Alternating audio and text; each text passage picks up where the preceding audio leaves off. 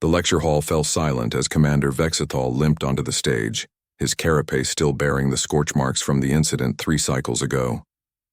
The assembled cadets from across the Galactic Coalition straightened in their seats, mandibles clicking, tentacles curling, and various appendages stiffening to attention.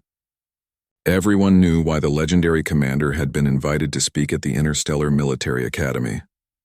He was the only being to survive direct combat with humans twice.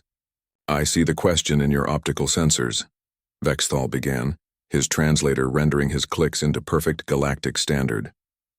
"Why doesn't this academy teach human combat tactics? Why, when we study the Kreth-Honor duels, the Yothian swarm maneuvers, and even the extinct Precursor-Jan strategies, do we refuse to include humanity's methods in our curriculum?" A young Quellan in the front row raised a tentacle nervously. "Sir, is it because their tactics are dishonorable?" Vexthal's mandibles twitched in what might have been dark amusement. "Dishonorable? No, cadet. We don't teach human combat because you cannot survive it twice. Not in the way they fight. Not with the way they think." He activated the holo display behind him, showing a verdant planet designated as Contested Zone Theta 9. "My first encounter with humans was during the resource conflict of 47. We had superior numbers, superior technology, and superior tactical positioning. Standard coalition doctrine: establish orbital superiority, deploy ground forces to strategic points, accept honorable surrender when the enemy recognizes defeat." The display shifted to show troop movements, neat and organized according to every military principle taught in that very academy. The humans had 300 defenders against our force of 3,000. We gave them the customary 6-hour window to evacuate non-combatants and surrender with dignity. "Do you know what they did?" Silence, they laughed. Then they sent a single-word response. "No." Vexthal's claws scraped against the podium. "We thought it was bravado. Foolishness. We had studied Earth's history, their wars, their conflicts. We knew they fought each other with Gigui Juju and what they called rules of engagement. We assumed they would extend us the same courtesy." The holo-display erupted into chaos. Fire, explosions, movement without pattern. They didn't establish defensive lines. They didn't hold strategic points. Instead, they did something no military academy prepares you for. They attacked. Outnumbered 10-1, surrounded with no hope of victory, they attacked. A Drexian cadet in the back hissed in disbelief. "That's suicide doctrine, sir. No rational species." "Rational," Vexthal interrupted, "is a word that stops meaning anything when you're facing humans in combat. They struck our supply lines with teams of 2. 2. They used their own wounded as bait to lure our medics into ambushes.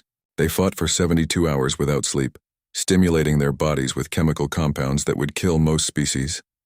The commander's voice dropped lower. "But the worst part? They adapted. Every tactic we used they encountered once, died to once, and then never fell for again. We had better armor, so they aimed for joints and seals. We had better sensors, so they covered themselves in mud and thermal dampening gel. We had better weapons, so they stole ours." He paused, letting the weight of his words settle over the cadets. "By the time we secured Theta 9, we had lost 47% of our forces. The humans lost 91%. And yet the survivors looked at us with something worse than hatred. They looked at us with calculation. They had learned how we fought. They had paid for that knowledge in blood, but they had learned." The holo display shifted to a second battlefield, a space station orbiting a red dwarf. "My second encounter was 2 cycles later. Different battlefield, different human military branch, different tactical situation. Do you know what the most terrifying thing was?" He didn't wait for an answer. They remembered. Not just the general lessons, but specific counters to coalition tactics. Humanity doesn't have a hive mind. They don't share memories through spores or quantum entanglement. They have something more dangerous. They have documentation, history. They write down every mistake, every lesson, every way they've been hurt, and they ensure no human ever falls for it again. Vexthal's carapace shuddered. "The station battle lasted 6 hours. We lost. Not because they had better technology. Not because they outnumbered us. We lost because they fought like they had already won. Every move we made, they had a counter. Every strategy we employed, they had anticipated. They had dissected our doctrine like a biological specimen and identified every weakness." A brave cadet asked, "Then how did you survive, sir?" "I surrendered," Vexthal said flatly. Immediately. Completely.